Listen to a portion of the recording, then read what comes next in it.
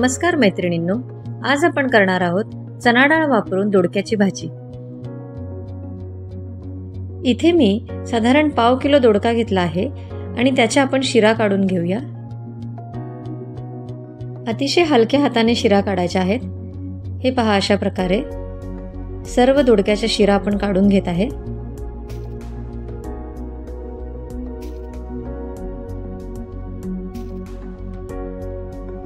दोडक्याच्या शिरा आता काढून झाल्या आहेत। आता आपण दोडक्याला स्मॉल पीसेस मध्ये कट करून घेऊया। मैत्रिणींनो, भरलेला दोडका, दोडक्याची चटणी आपण नेहमीच करत असतो। आज अशा प्रकारे दोडका नक्की करून पहा। हे पहा, इथे आता आपला दोडका व्यवस्थितपणे कट करून झाला आहे। इथे मी 2 मीडियम साइजचे कांदे घेतले आहेत, तेही आता आपल्याला बारीक कापून घ्यायचे आहेत। मैत्रिणींनो, तुम्हाला जर माझ्या रेसिपीज आवडत असतील तर लाईक, शेअर, सबस्क्राइब नक्की करा। कांदा आपला इथे आता कापून झालेला आहे।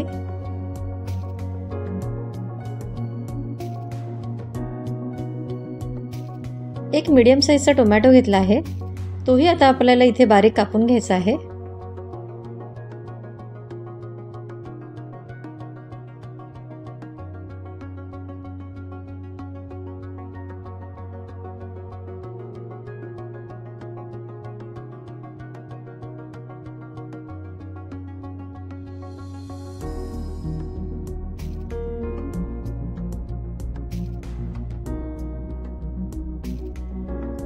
एक मिरची घेतली आहे, ती आपल्याला उभी कापून घ्यायची आहे। हे पहा, अशा प्रकारे।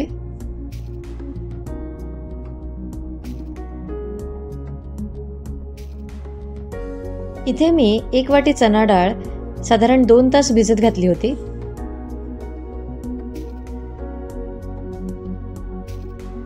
कढईमध्ये साधारण 3 चमचे तेल घालून घेऊया आणि 1 चमचा राई घालून घेऊया। राई तडतडली की त्यामध्ये चिरलेला कांदा घालून घेऊया आणि कांदा व्यवस्थितपणे परतून घेऊया।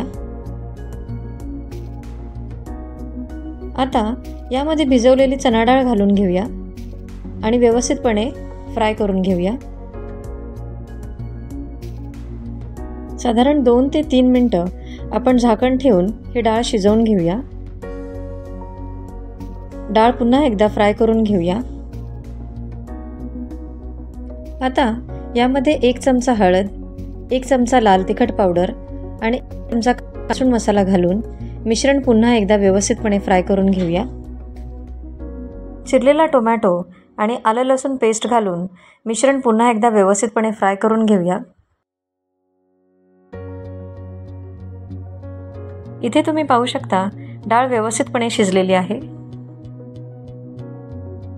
चवीपुरते मीठ घालून घेऊया आणि भाजी पुन्हा एकदा साधारण 2 मिनिटं शिजवून घेऊया।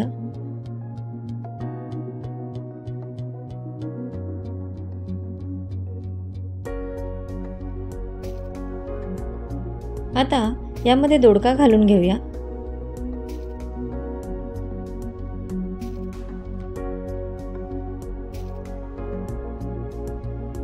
एक ग्लास पाणी घालून घेऊया आणि भाजी व्यवस्थितपणे साधारण 5 मिनिटं शिजवून घेऊया।